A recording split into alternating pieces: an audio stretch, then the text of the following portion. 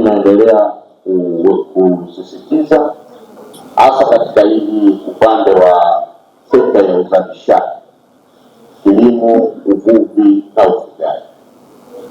Tutaweka nguvu, lakini na upande wa kuwawezesha wananchi kiuchumi. Pamoja tunatenga bajeti, tunasimamia, lakini tuweke mikakati ya pamoja. Ile mikopo ya 10% sasa hivi turudi katika na tusimamie ule utaratibu wa kwamba vile vikundi vyenye tija na matokeo hiyo viweze kukopesheka. Ile habari ya kukopesha kwamba mwenye kupata apate na mwenye kukosa akose, tuachane nayo. Kwamba tumekopesha huyu 500,000, huyu 1,000,000, alafu na wao wanaenda kukopeshana.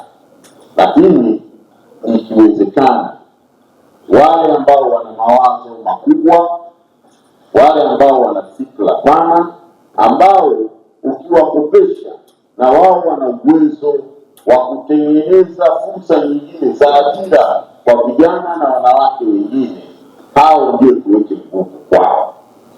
Hili litatokea tija, na tunapotaka hata hii mikopo iweze kupimika. Anataka maeneo ambayo ukikopesha mtu ukienda kumwambia naomba nionyeshe kikundi chake, nionyeshe kitu ambacho wewe ulichokopa. Mwezi huu unaoanza kesho tarehe 1 mwezi wa 4, mwangalie, sijajua itakuwa siku gani, umetoa huu mwezi mmoja, lakini tutakuwa na tukio la Mapato Day.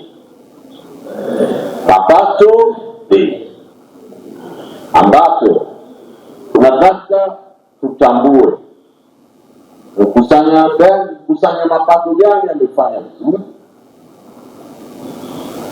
chanzo gani cha mapato kimefanya vizuri, utendaji gani wa kijiji na wakata kwa pamoja wamefanya vizuri, lakini chanzo gani kinaendelea kupiga hatua na kukua kila kukicha.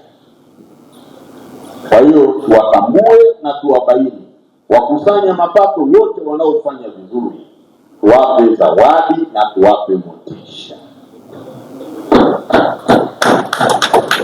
Lakini hiyo linaenda sambamba na kutambua, kuwabaini wale wakusanya mapato ambao hawafikii malengo, wale ambao wanaturudisha nyuma, wale ambao wanaojilipa wenyewe.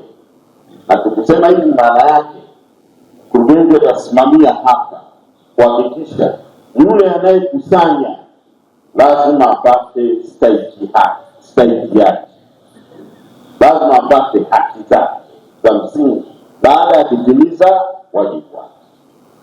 Na hili tukio la Mapato Day litakuwa kila robo tunatambua wale wakusanya mapato waliofanya vizuri. Na niwaombe, kwa sababu tunaanza, basi kwenye bajeti hiyo 2026-27 itengwe kabisa kwenye bajeti. Kwa hiyo tunatoa hizo vyeti, lakini na motisha ya maokoto lazima iwe.